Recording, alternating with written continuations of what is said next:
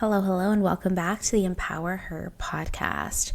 So, I know that a lot of you struggle with this, and something I struggled with as well is turning off work mode.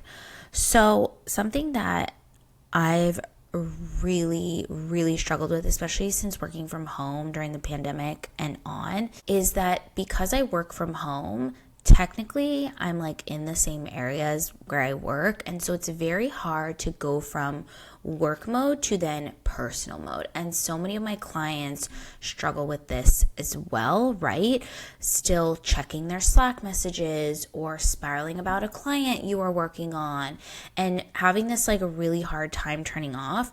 I have literally had times where I'm a career coach and I look at, jobs for clients, and I've dreamt about job searching for clients, and I've dreamt about conversations I've had with clients. Like, it is very challenging to turn off. And when I go on vacation, it takes me days to get to the point where I decompress and I'm completely off. And again, like I've heard this so much from my clients having similar stories of not being able to shut off. And this is especially true for women, high achieving women and or neurodivergent women. And again, it's not about the hours you work and the time and energy you put in. It's about the mental load, right? Because what usually is happening is you can't turn off the mental load. And so the question is why is it so hard for us to detach from work? There's a lot of reasons, right? There's a lot of reasons. One of them is social wiring, right? Capitalism plus hustle culture equals our worth equals productivity, right? We are taught, especially as women, we are taught that our worth is determined by what we do and what we bring to the quote unquote proverbial table. What do we bring to the table, right? Do we look good?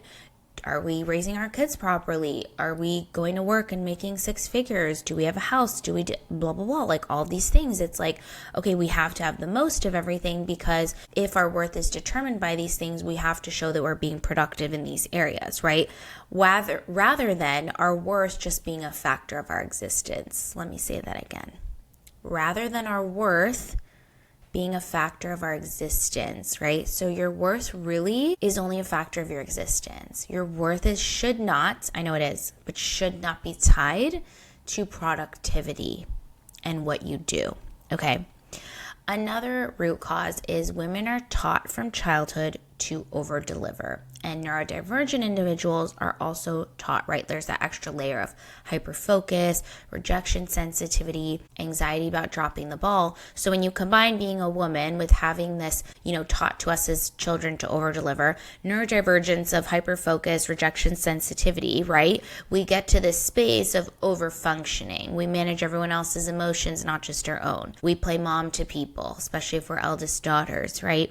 We try to overcompensate for people at work who don't do enough. We want to give 200% to something that should only require 100%, right? We do the most, right? Another root cause is identity entanglement.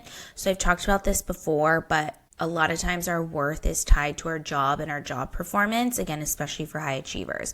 So basically, however you do at work determines how you're going to do, right? So if that's what we think, then of course we're going to overwork. Of course we're going to obsess about work because our worth is determined by one solo thing, rather than our worth being determined by a plethora of things, but it's just hard for us to get to that point. And then another root cause is nervous system. So we often have, and stress from work keeps us in this fight or flight activated space. So because of that, our brain is constantly scanning for problems, even after our laptop is closed, right? Like if you're in fight or flight, you can't shut off at the end of the workday because your brain is constantly thinking, okay, but what if this goes wrong? But what about this? I need to also think about this, and there's like a million things, right? And our brain keeps scanning for problems. So that's some of the reasons why it's really hard for us to turn off, and why we're so much more susceptible to tying our worth to our outcomes.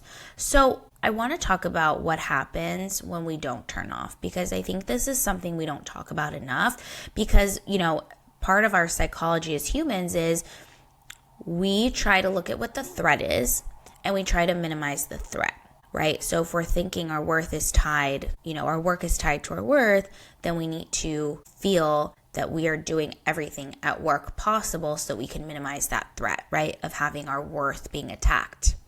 But what about the opposite end? We never talk about the opposite end. By you doing this, by you overworking, there's actually a cost. There's a very, very big cost. And this is the side we don't see. This is the side that's actually attacking us that we don't see. It's coming up from behind. So one of the things that can happen when we don't turn off ourselves from work is that we burn out physically and mentally. I see so many of my clients being completely burned out to the point where they have to go on leave because it's so bad.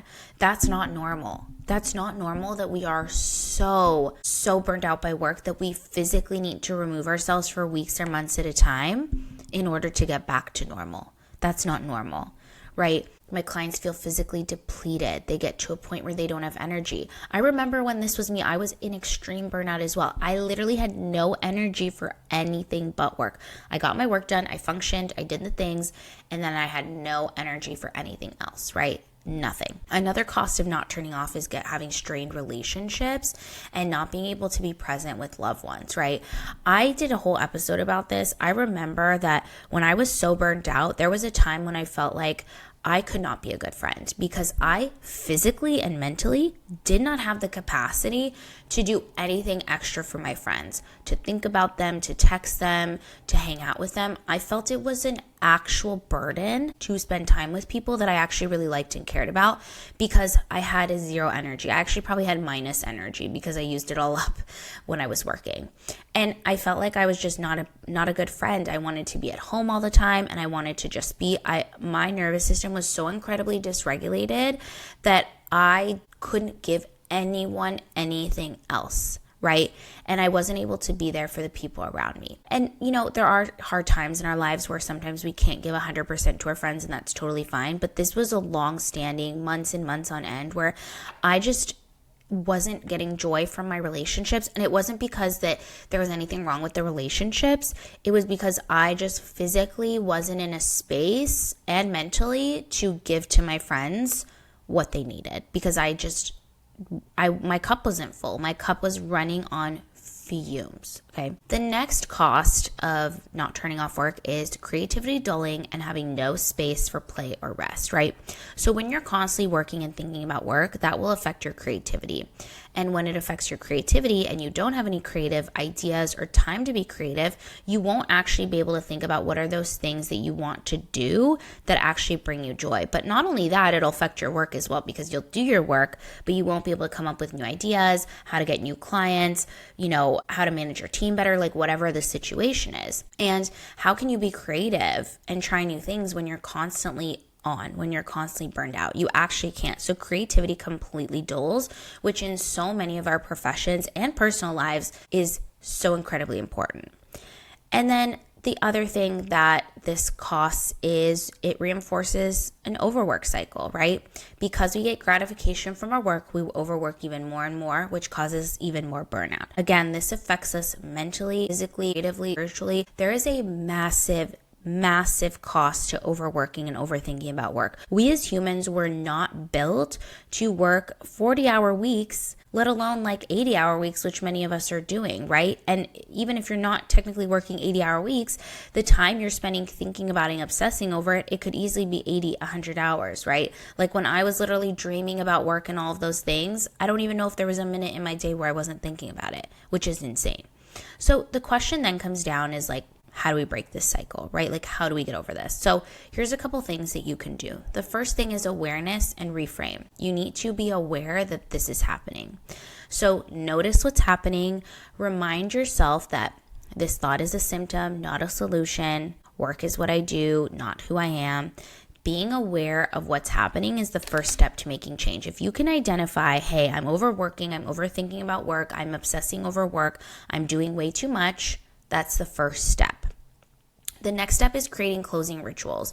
This is what I call an energetic cleanse that I've talked about so many times and I think is so important, right? Whether you leave your office and come home or whether you work from home, you need to have an energetic cleanse, right? This is where you either shut your laptop, clear your desk, change your clothes, shower, light a candle, go on a walk outside, do something to physically cleanse yourself from the workday. This is just something that you can do for even just 5 minutes that literally tells your brain and your nervous system, hey, we're done for the day. We're done with work for the day. We are transitioning into the next part of our day. And I'm going to energetically cleanse myself to demonstrate to my nervous system and my body that we are having an energetic cleanse. For me personally, I work different hours because I work freelance and have my own business. So I tend to work pretty much from like the morning until like 8 p.m. I have breaks during the day versus like working in one sitting. So for me, I cleanse at the end of the day. Typically, I'll shut work off, I'll have dinner with my husband, and then I'll take a shower. And for me, that shower is like the cleanse.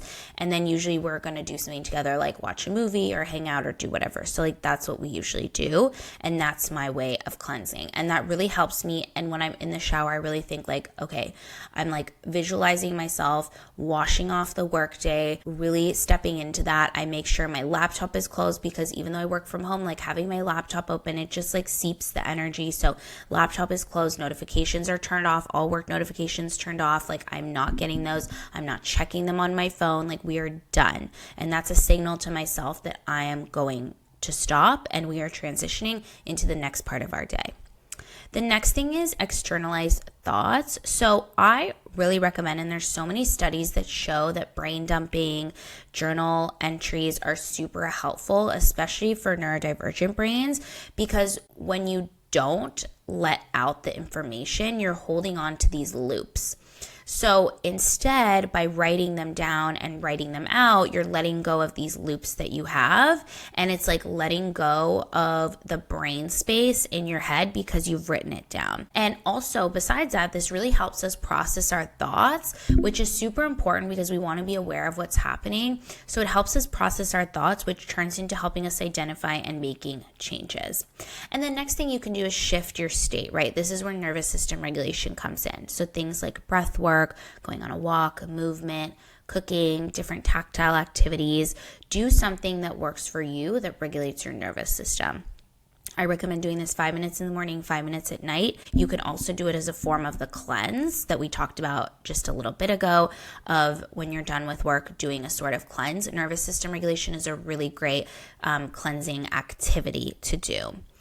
And then the next thing you can do, and the last thing, is like rebuild that pleasure and identity outside of work. So really ask yourself, what do I enjoy when work isn't in the picture? And for some of us, we honestly don't know. And for me, there was a time when like literally people would ask me what my hobby is. And I would say, I don't know, because I work and then I do freelance work. And then when I'm not working, I'm at the gym or cooking or sleeping. And that's pretty much it, or hanging out with people. I'm like, what do I enjoy doing? I'm like, I don't know. I enjoy eating. Like, I didn't know what to say. I didn't have any hobbies. Like I really didn't know. And so really just kind of asking ourselves, like, what do we enjoy outside of work? Things like hobbies, dinners, glam rituals, creative things. Like, let's try to think about that and start adding them into your day. I wanted to end the episode with giving you some journal prompts, as always, because I love a journal prompt, of a couple questions. I have 4 journal prompts that you can kind of ask yourself and do journal prompts on to get a better idea of, okay, what's my awareness of what I'm overdoing, and then how can I get past that? So write these down and put them in your phone or write them down. I'm going to give you the 4 journal prompts. So the first one is, when was the last time I truly turned off work? And how did it feel? How did I feel? The second one is, what beliefs do I carry about productivity and worth? And where did they come from? Number 3 is, what ritual could I add to the end of my day to help me close the loop? This is the energetic cleanse we talked about. And number 4, if I were to describe myself, I love this question. If I were to describe myself to someone who didn't know me, and I could not talk about work, how would I describe myself? I always give this last one to clients. It really helps them start to think about who they are and who they are outside of work, because it matters, right? So do these journal prompts, see what comes up, and start implementing these steps to kind of let go and release yourself of work, because you should be, enjoying your life. Work is just a part of it, but it's not every part of it. And we're really not meant to, as humans, be 100% focused on work at all times. Like, there are so many other beautiful things in life, and those are things we should also be allowed to focus on. So take this as a sign that I'm giving you permission and allowing you to do just that. I hope you enjoyed the episode. If you did, please give me a 5-star review, the podcast a 5-star review. It really helps promote and keep me energized to keep doing more episodes. And subscribe if you're listening on YouTube. I hope you all have an amazing week, and I'll catch you in the next episode.